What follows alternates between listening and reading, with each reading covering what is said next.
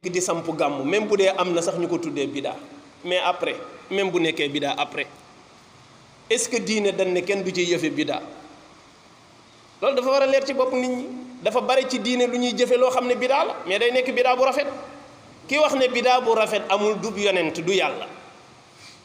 ki wax ne bidaa bu rafet amul du yonent du yàlla yàlla waxul bidaa bu rafet amul yonent waxul bidaa bu rafet amul te saxal na ko sax nag faat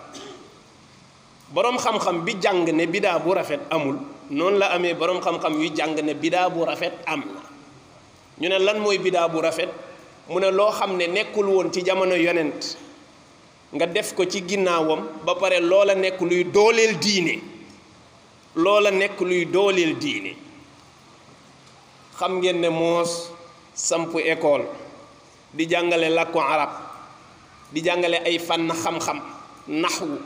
loolu bokkul woon ci jamono yonent sallallahu alayhi wa sallam dundam alquran képp la doon jàngale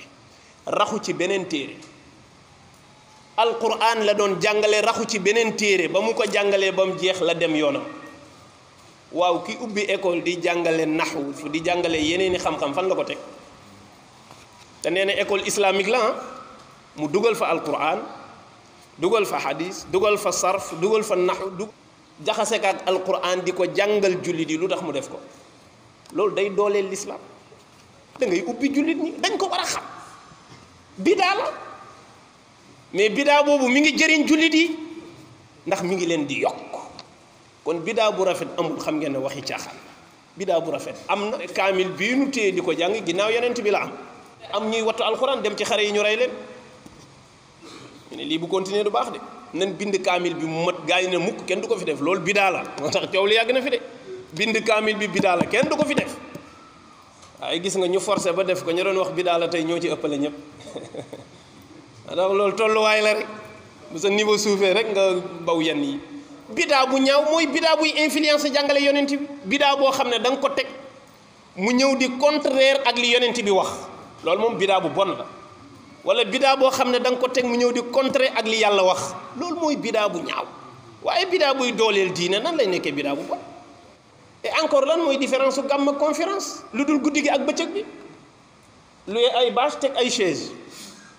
togg sa reer jox say gan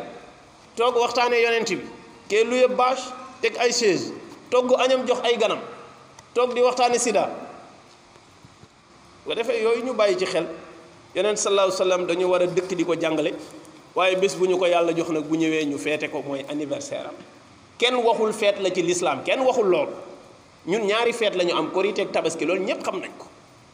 waaye fii bare na ci ñoo xam ne ku sa bésu juddu ñëw nga feete waat ko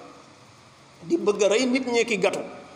tey la sama anniversaire ñi naan la joyeux anniversaire longue vie nangam lu nekk ñu di ko wax waaw yonent ñëw ñu ne joyeux anniversaire nga ne bugg ko kenn wax yow lan la ak yonent bi yàgg yonent bi lu xew te keneen ku ñu defal anniversaire nga ne patt bu ñu ne yonent bi nga ne mukk bu mu jëm kaw lan ngay nëbb ci sa biir ci moom te defee yooyu ñu bàyyi ci xel